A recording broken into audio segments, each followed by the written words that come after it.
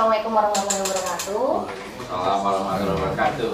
Selamat siang, perkenalkan saya Talita Karlen, mahasiswa Ilmu Komunikasi dari Universitas Islam Fatimah Bekasi. Halo Pak. Halo. Sekarang saya lagi ada di tempat Partai Indonesia Bangkit Bersatu dan di sebelah saya sudah ada sosok yang hebat banget. Di sini ada Pak Agus Budiono selaku Sekretaris Jenderal. Nah, Pak, boleh minta waktunya Pak ngomong sebentar ya Pak ya? Boleh. Nah Pak, oke. Mungkin pertama-tama saya mau nanya dulu nih, Partai Indonesia Bangkit Bersatu itu apa? Terus visi misi juga mungkin Bapak boleh jelaskan. Ya, kalau Partai Indonesia Bangkit Bersatu adalah suatu partai politik ya, yang saat ini kami sedang melakukan pendaftaran ke Kementerian Hukum dan HAM untuk bisa menjadi partai politik yang berbadan hukum. Ya. Visi kami sebetulnya tidak terlalu berat sebetulnya, karena visi kami adalah yang pertama adalah persaudaraan, kesetaraan, dan kebersamaan. Jadi lebih ke arah bahwa kita semuanya ini saudara.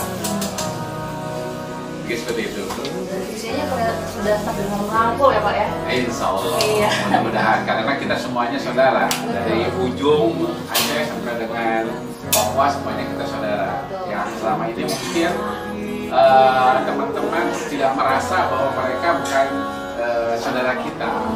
Kadang-kadang kan mereka yang namanya saudara itu adalah mereka. Padahal saudara kita itu sangat luas. Betul. Nah, Partai Indonesia Bangkit Bersatu ini udah berapa lama Pak? Nah, ini boleh dikatakan kalau kita bicara Partai Indonesia Bangkit Bersatu atau Partai Ibu ya, Partai Ibu. Ini boleh dikatakan suatu partai yang dilakukan prosesnya itu sangat cepat. Jadi kami itu berawal dari tanggal 4 November 2021 ya.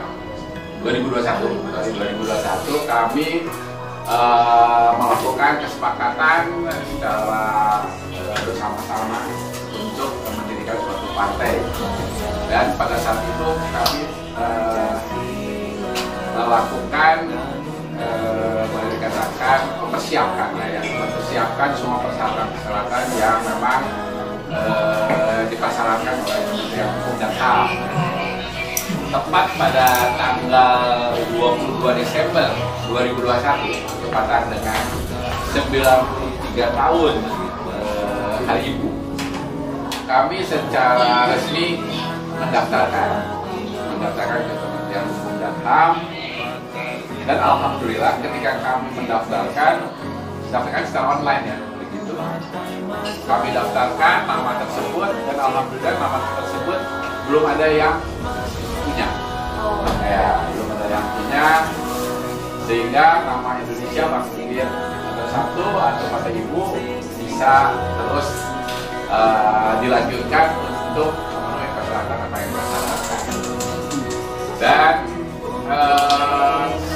setelah itu kami melakukan konsolidasi secara internal, komunikasi dengan seluruh teman-teman yang ada di Indonesia untuk membangun suatu Dewan Perwakilan Daerah dan cabangnya, anak cabangnya.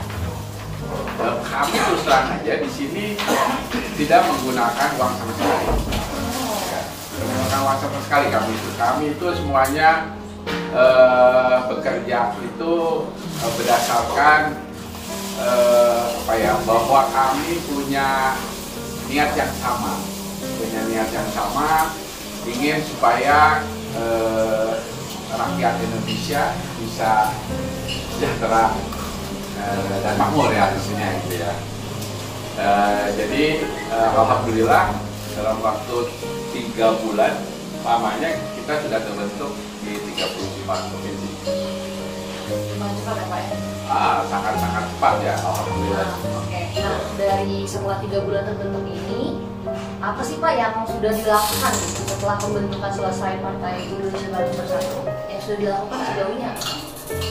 Yang sudah dilakukan sebetulnya kami kemarin kami itu akan kami sudah siap dengan berkas-berkas tersebut ya untuk disampaikan ke Kementerian Hukum dan HAM pada tanggal 8 kemarin. Sekarang kan tanggal 9 ya, tanggal 8 kemarin kami sudah siap akan berangkat ke sana. Tapi ternyata kondisi di Kementerian Hukum dan HAM ini sekarang lagi lockdown. Lockdown sehingga kami menunggu kesiapan mereka untuk bisa menerima berkas-berkas kami. Sambil menunggu itu kami tetap melakukan konsolidasi, komunikasi dengan teman-teman yang ada di provinsi-provinsi yang ada di seluruh Indonesia. Nih, menarik. Tadi kan Pak Budi bilang kalau misalnya visi-misi kita tuh dari visi-misi aja merangkul gitu kan, semuanya saudara. Nah, kalau misalkan saya nih dari pihak mahasiswa, peran partai Ibu sendiri ada nggak sih Pak kemudahan mahasiswa gitu Pak, kurikulum mungkin segala macam? Ada. Kami sekarang ini sudah meluncurkan dan rencana kami ada sekitar 10.000 ya, 10.000 kartu anggota untuk menjadi wartawan. Ya, kami itu salah satu yang kami lakukan untuk tahap ini. Kami ingin masyarakat Indonesia, yang dari teman-teman mahasiswa nih ya, yang boleh dikatakan ini adalah generasi muda ya, muda Indonesia. Kami memberikan kesempatan untuk bisa bergabung dengan Partai Ibu ya, melalui kompetensinya masing-masing. Misalnya seorang jurnalis, seorang publisher, dia bisa menjadi wartawan dari Indonesia seharusnya, dan kami nanti akan berikan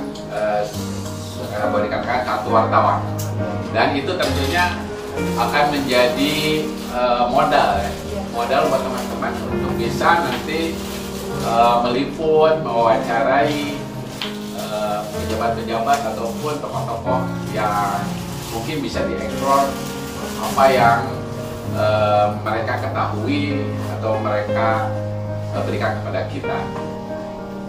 Nah, kan tadi Bapak bilang mau ada pembukaan wartawan. Ya. Cuman saya sebagai mahasiswa, teman-teman di luar sana sebagai mahasiswa juga pasti banyak banget yang tertarik nih pengen gabung. Tapi banyak juga yang saya yakin masih takut nih sama skill yang mereka punya. Nah, di Partai Ibu ini sendiri apa ada pengarahannya atau langsung dibuat berita mereka, tulisan mereka, atau ada pelatihan dulu Pak? Iya.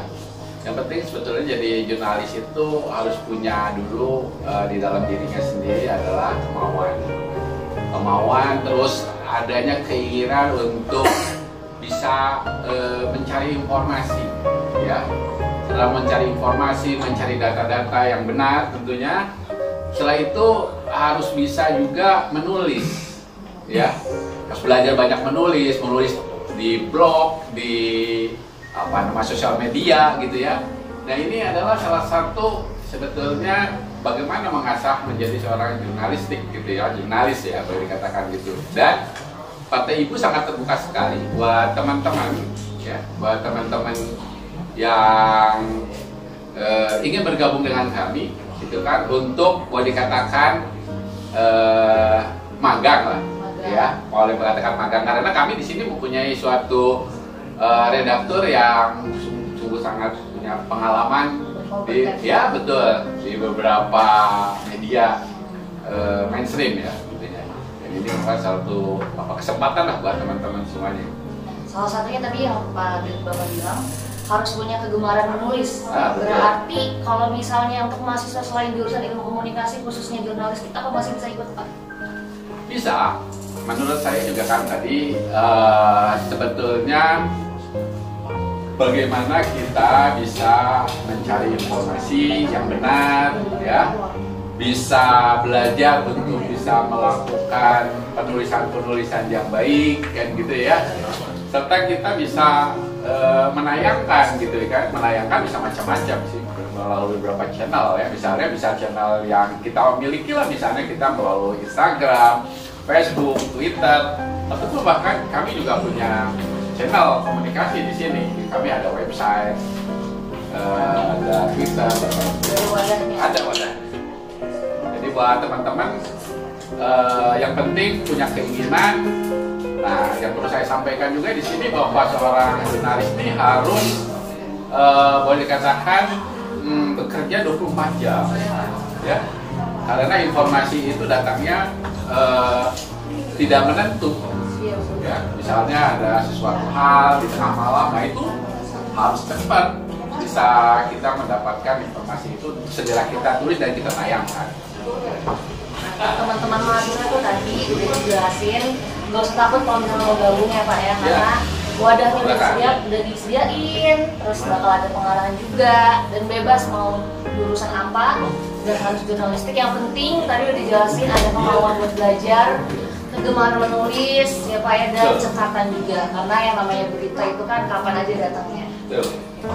Terima kasih Pak untuk waktunya, maaf mengganggu. Sekian dari saya dan Pak Budi, terima kasih. Assalamualaikum warahmatullahi wabarakatuh. Waalaikumsalam.